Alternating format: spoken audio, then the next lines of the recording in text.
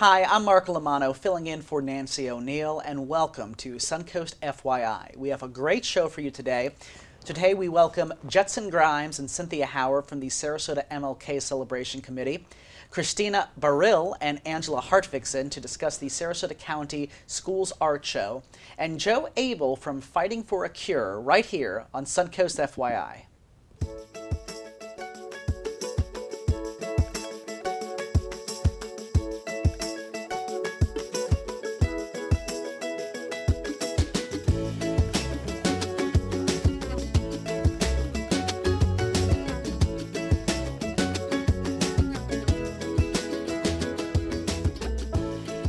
When the annual commemorative breakfast honoring Reverend Dr. Martin Luther King Jr. was canceled due to COVID concerns last January, my next guest decided to move forward with an awards gala in Dr. King's name. And with me now are Jetson Grimes and Cynthia Howard, from the Sarasota MLK Celebration Committee to tell us all about this important event. Welcome. Yeah, Thank you. Thank you.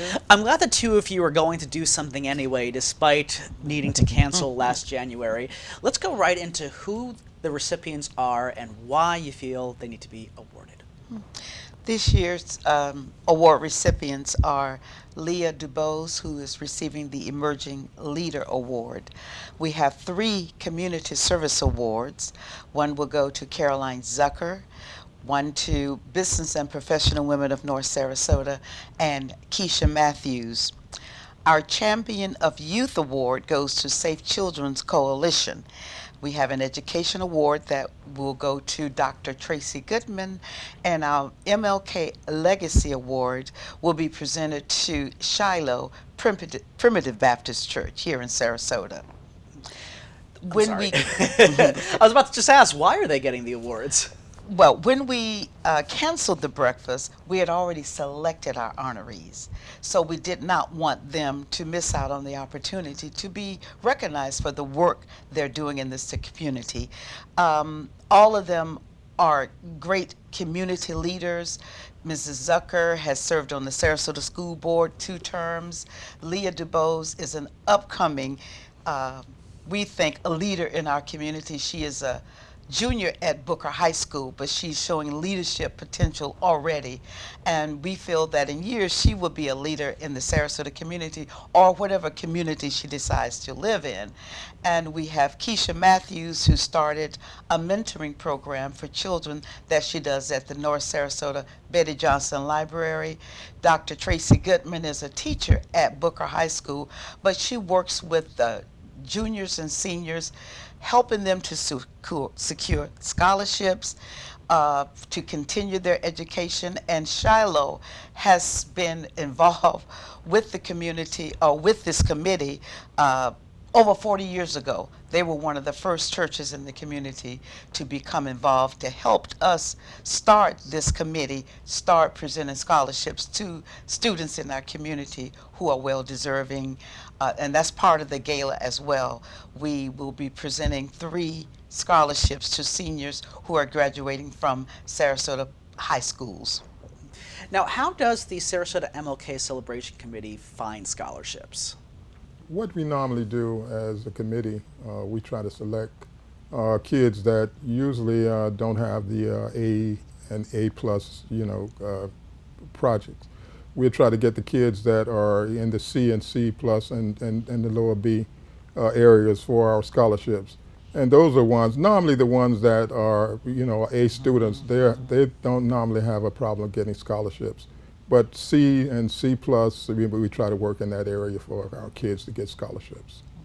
Yeah, because there are some students who are good students, but that barrier for grades, Right. It's sometimes that those B pluses, A's are elusive, even though they're trying very hard. Right, that's true. Now, how can people get tickets to this gala? You can go on Eventbrite.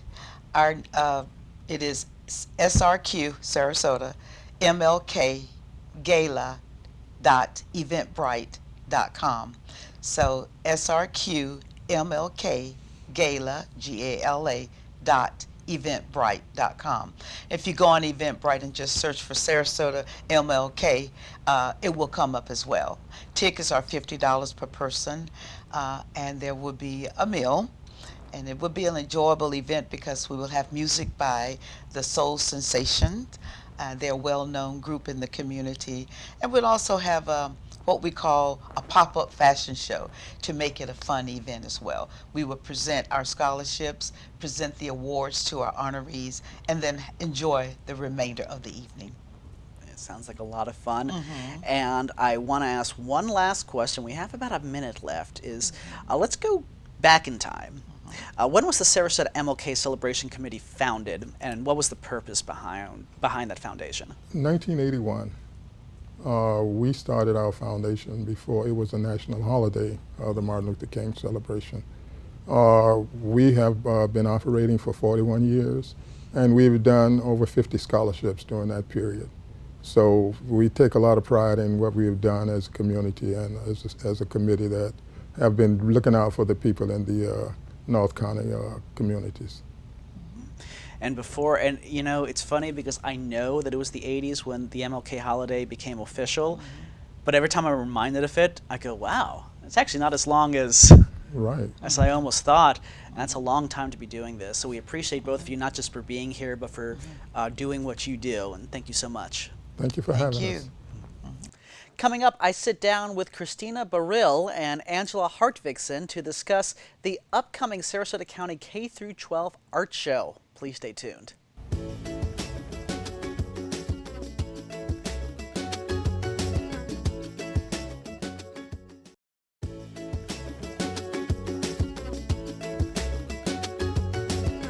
Sarasota has always been known for its contribution to the arts, so it's only fitting that the Sarasota County School District is a powerful foster for the arts among Sarasota youth. Here with me now are Christina Baril and Angela Hartvigsen to share with us the details of the Sarasota County Schools K-12 Spring Art Show. Welcome! Nice of you both to be here. Thank you. My first question would be, for those unfamiliar with the student school art show, can you speak a little bit about how and why it got started? Sure. I'm here primarily to talk with you about our North County Art Show, which is part of a larger spring art show that encompasses all of our Sarasota County schools. The South County show is at Venice Art Center, and that wraps up tomorrow. But today we're going to talk about the North County Art Show at Art Center Sarasota. And I've been in this position for 14 years and my predecessor for 12. Between the two of us, teachers, Art Center staff going back a number of years, and nobody can quite pinpoint where this show and when this show actually got started. And so what that tells me is that it's been going on for a very long time and is truly a part of the fabric of both of our institutions and of our community for our students. We're also supported by a number of other foundations, organizations, and businesses throughout the area. I do like how there is a bit of an overlap in the North and South County art shows. Like if you couldn't get enough at South County, North County comes in, and then you can spend X amount of days enjoying that. So, and I'm glad you clarified both, because there are two, and I know for some of our viewers it's good to know that they're separate things in general. I got to say, as head of exhibitions, you're used to working mainly with professional artists. So how was it working with young students aged 5 through 18? It was fabulous. There is an unedited honesty about all of the artwork that comes through, and it's just so refreshing to see that among our youth. We certainly see in all of the works some hope and joy, and also some nightmares and some fear. But all of that is really reflective of the students' honest reflection upon... I mean, as you say, because they're young, they are a bit more unfiltered. They aren't as afraid to just put it all there. Yep. What does it mean to the teachers and students to be able to go off campus and see their work in a gallery setting? I'll jump in and just say this incredible partnership with Art Center Sarasota is so special because when the families and the students go into an art gallery and see their work in this beautiful space that's just dedicated to the arts, I think there's a spark that's lit within a student who might say, I love art and I think I'm good, I can keep doing this. And for parents to really have that moment of really this could be a pathway for my student to be able to carry beyond high school, but at least to be something that they participate in and love throughout their high school career. And I think the other piece is that vertical articulation from kindergarten through 12th grade.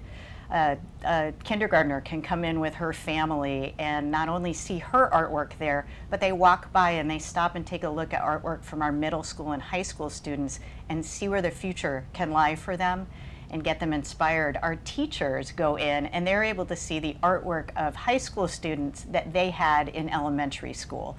So it's a really beautiful articulation from all age levels. I gotta say, I love it when I'm in a gallery that has a mix of professional and student arts, and I'll look at one sometimes and go, oh, we must be in the professional section, and then I'll do a double take. Oh no, this one was from somebody who was a senior or something. Like the talent's extraordinary, so it's always fun to see that. Seeing as you both work in the visual arts, what role did art play in your childhood education? Well, I know for me, I started off doing ceramics and sculpture very young. And I even follow an artist today that taught me as young as 3rd grade how to make self-portraits in clay. And to me, that lasted forever. And I still look back on those portraits that I made, and still inspires me to this day. And it's like, and it stays with you, because no matter what you do, and I feel like I can even relate to this, no matter what you do, if you had any kind of arts or performing arts instilled in you as a kid, you can take yourself out of the curriculum, but you can't take what you learn out of you. Absolutely. I really feel like. Yeah, I mean, it's just such, when it's ingrained in you so young, you know, you have a confidence about it and you can continue on, and it gives you more and more confidence moving forward as you go older. And definitely the feedback from people. I mean, performing arts, you get immediate feedback, but it's always great to see people look at your actual art, and just look and take it in, and the comments and critiques and suggestions and compliments. It's a strong feeling.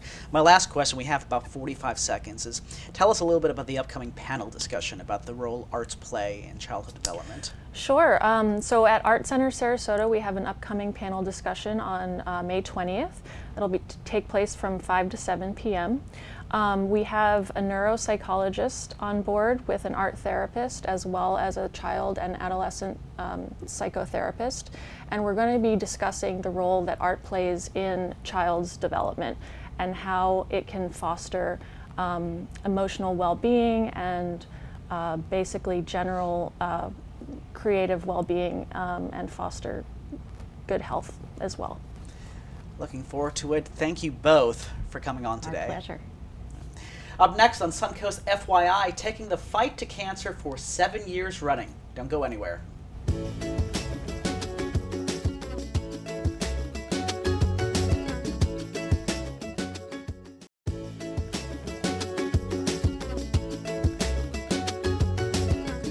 For years, fighting for a cure has been the Suncoast way of combating terminal illness while putting on a show for all ages. Here with me now, Joe Abel, a Sarasota man taking the fight to cancer through the 7th annual Fighting for a Cure. Welcome. Thank you for having me. So glad to have you here. Again. Yeah, again. We've had you here before, and I know for me personally, I've seen stories for Fighting for a Cure over and over, but even I'm unfamiliar. How did it come to be Fighting for a Cure? I lost my mother, my father, my aunt, my uncle, and my grandmother all to cancer. And then a few years ago, my wife got breast cancer and melanoma, and that's when I decided to do the shows. You know, you can either sit back and do nothing. I chose to try to do something.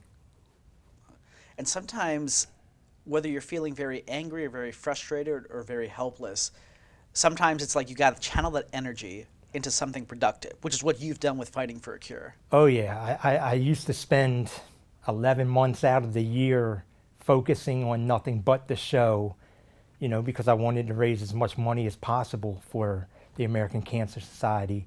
And now this year, with everything that's gone on, you know, we had 3 months to prepare for the show. So we'll still do okay. And it should be a good show. So who are you partnered with, and who is Kegs for a Cure? Kegs for a Cure is headed up by the partner of mine. His name is Miguel Hito. And what they do, they run various events at different breweries to raise money for different causes. They do battered women. They do the homeless. They join forces with us to do the American Cancer Society. So they're a great group of people. And, you know, Miguel's my right-hand man, and I couldn't do it without him. Now, this is a wrestling event, and I hear you've had some big names in the past. So talk to me, please, about the big names that have come in the past and the big names that you're getting for this show. We've had a lot of former WWF, WWE superstars. We had Killer B. Brian Blair. We had Tugboat twice. We had Road Warrior Animal. We had The Rock's dad, Rocky Johnson. And we had Mick Foley. So Please tell me you have Mick Foley again. I'm like a diehard fan. Mick was going to come again, but he got booked to do a show in Canada. He is doing a tour. He is doing a tour. All right, Canada, I have some questions for you. But who do you have coming this time? This year, we have WWF superstar, the baddest man in wrestling, King Haku. He used to team with Andre the Giant. They were the Colossal, I can't even remember the name, but they were WWE champions. And then we have Jimmy, the Mouth of the South Hart. Jimmy Hart. Jimmy Hart. And the voice beside Hulk Hogan for a long time. Yes, he's been in it forever, and he's been a manager. He's a great guy. So, you know, we have meet and greets with those two. Wonderful. Wonderful. I'm happy to hear that, and I will be happier to hear how much money you've raised so far for the American Cancer Society. So far, in 6 previous shows, we've raised $40,000 for ACS, and this year, just through donations for our Relay for Life team, we've raised $2,400. So we're off to a good start, and I'm excited. How do you advertise Fighting for a Cure, besides, of course, coming to Suncoast FYI? Yeah, thank you, by the way. You're welcome. We usually go on the radio. Back in the day when they had newspapers out, we used to go on in the newspapers. And now I do something pretty unique that I think I'm the only one that does it. I go on Twitter, and everybody has a huge following, a following of some sort. And I usually tweet big name wrestlers that's been to the WWE, that was in WCW, ECW, AEW guys. And I ask them to retweet a post of ours. You know, it has the poster on it. And every time they retweet it, their fans see it. So it's getting the word of mouth around. And I branched out a little bit different, and I started hitting movie stars and singers. We've had Dee Snider from Twisted Sister retweet it. We've had Cher retweet it. Rosario Dawson, she retweeted it. Stuttering John from the Howard Stern Show. They've all retweeted it, along with big name wrestlers. I think I've had a total of probably 50 to 60 retweets from superstars, and every time they retweet it, their fans see it. So if we get a few more people from that, it's all well worth it. Yeah, even if it's just one, that's one more that you didn't have before. Exactly. And, you know, it kind of reminds me, we're going to have to wrap it up soon, but it kind of reminds me of what they taught me in journalism school, which, you know, you would want to get an interview for somebody, and it's like, well, this person's, you know, quite big, and I'm not anybody. I'm like a student person. They're like, cast the reel. You never know what kind of fish you're going to get. And You're exactly right. And that seems to be what you're doing. It's like, hey, worst case scenario is doesn't get a retweet. You know, I phrase it, everybody knows somebody that's either had cancer or has cancer, which is pretty true. If you don't know anybody that hasn't had cancer or hasn't, you know, experienced cancer, you're a lucky person. because I don't think there's too many people in this world. Sadly, it's something like it's going to be a great day when many of us can't relate to it. But until then, the fight goes on, and we thank you so much for being here. Thank you for having me. Now, we hope you enjoyed the show today, and thank you for joining us on Suncoast FYI. If you would like to promote your nonprofit or community event, we would love to hear from you. This is a complimentary service. Please call our producer, Adam Huntley, at 941-361-4645 or email fyi@snntv.com.